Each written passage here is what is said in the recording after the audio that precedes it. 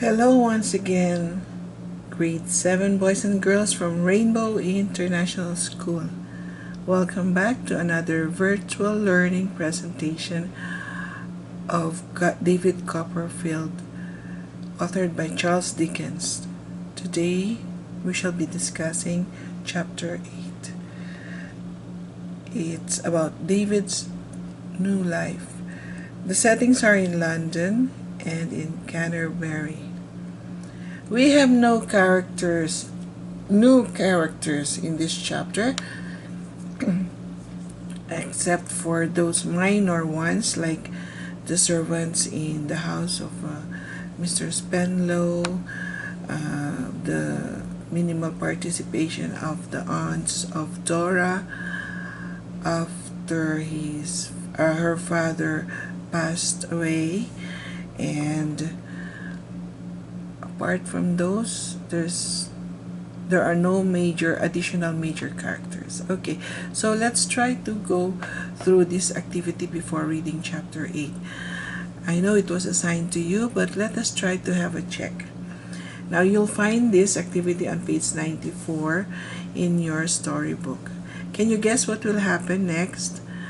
Of course, we already have read this chapter, so we already somehow know how to answer it, know what the answers are to these questions.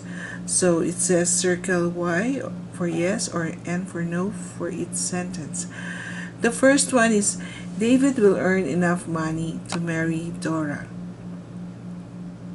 Our guess was yes, and it happened in the story. And we have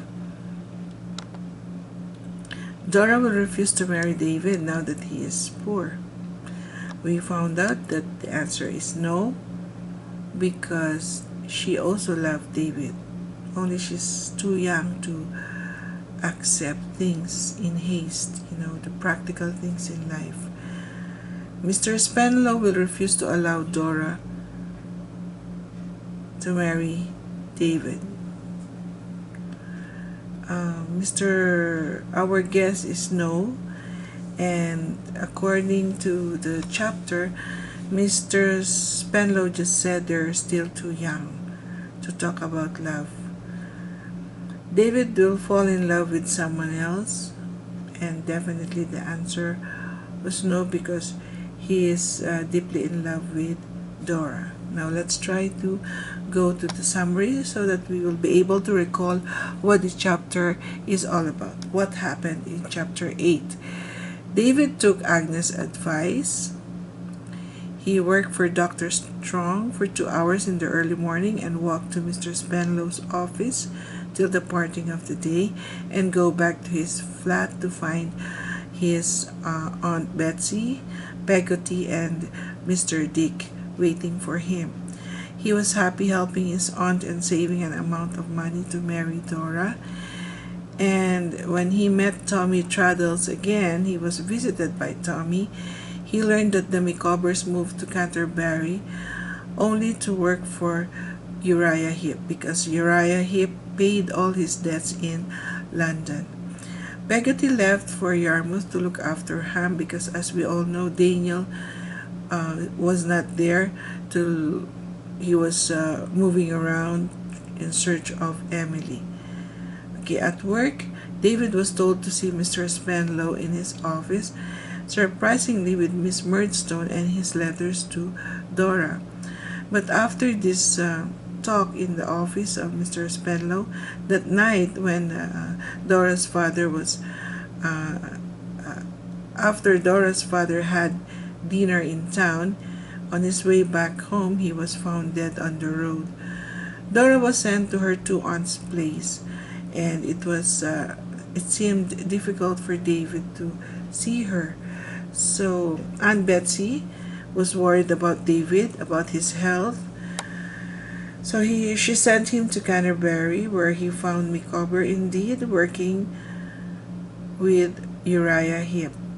David saw how Mrs. Heep, Uriah's mother, kept an eye on him and Agnes, of course upon orders of Uriah, because at first Uriah started to have this feeling that he should be jealous with David. But David, as we all read in the chapter, David told Uriah that he is in love with someone else, and Agnes is like her sister. And he also saw how Uriah tempted Mr. Wickfield to drinking. The more Mr. Wickfield gets drunk, the more David saw his oily smile. So Uriah had told him of his love for his daughter Agnes, which made Mr. Wickfield made him start screaming, and he has grown very mad.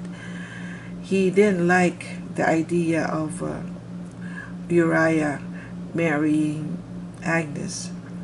In the end of the chapter, we found that we've read that David made Agnes promise not to marry Uriah.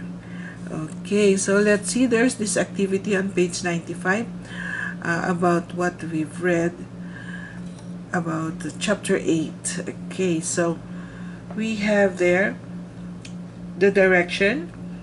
Are these sentences true or false? Rewrite the false sentences with the correct information. Let's see. So we have the guide answers here, and let's discuss. Number 1, Mr. Micawber had a new job as assistant to Uriah Heep. It's true. He was seen by David sitting on Uriah's desk when David was sent by his aunt to Canterbury. Okay, second is Dora accepted the fact that David was now poor.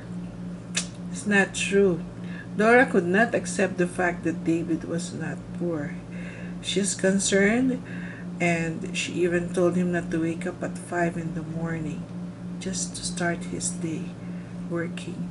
The third question is Miss Murdstone found David's letter to Dora but said nothing. False. The reason why he was in Mr. Spenlow's office was because Miss Murdstone found David's letters to Dora and told Mr. Spenlow about them. The fourth question is David felt partly to blame for Mr. Spenlow's sudden death. Yeah, it's true. He felt that way. The fifth question is Uriah Heep had told his mother to watch David and Agnes. It's true, and David noticed that. Mr. Wickfield refused to let his daughter, marry Uriah Heep. It's true also, and he's gone mad. He was very mad when Uriah made mention of this in the middle of their drinking spree. Seventh question, Dora felt sure she was the perfect wife for David. It's not true. Dora knew she was not the perfect wife for David. Eighth question, David was able to share his problems and worries with Dora. It's not true, because David was unable to share his problems and worries with Dora because, Dora was young and she kept on reacting each time David presents to her a reality, a situation that she has to prepare herself with. Last question is Daniel Peggotty finally managed to find Emily in Italy. False, because Daniel Peggotty finally managed to find Emily in London. Alright, so let's try to answer this comprehension question. I shall be dictating the comprehension questions to you, and which I hope you'll be able to write the question well correctly, considering the spelling, the punctuation mark, and everything. Okay, so let's see. What happened to Mr. Spenlow? That's the first question. Okay, and we have another question like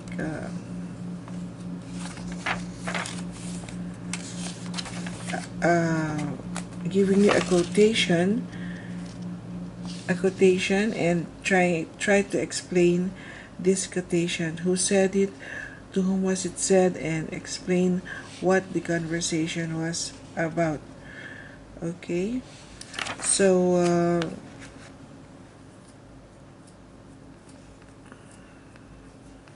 this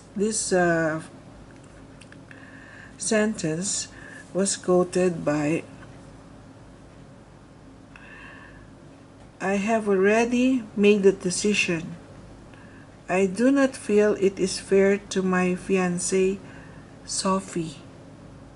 Okay, so let's see. I will repeat. I have already made that decision. I do not feel it is fair to my fiancée, Sophie. That's the second question. Okay.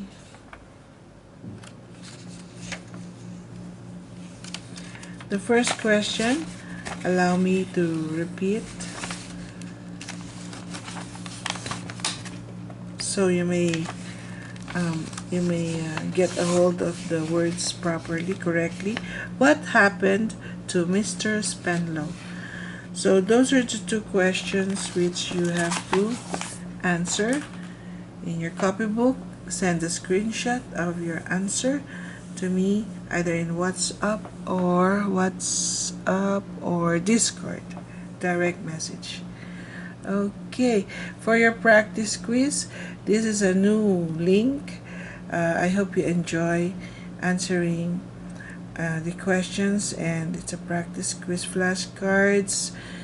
There are questions and the answers will come before you as you flip each card. But just like what we've agreed before, flip the cards only when you have figured out what your answer is to each question. Okay, for checking purposes.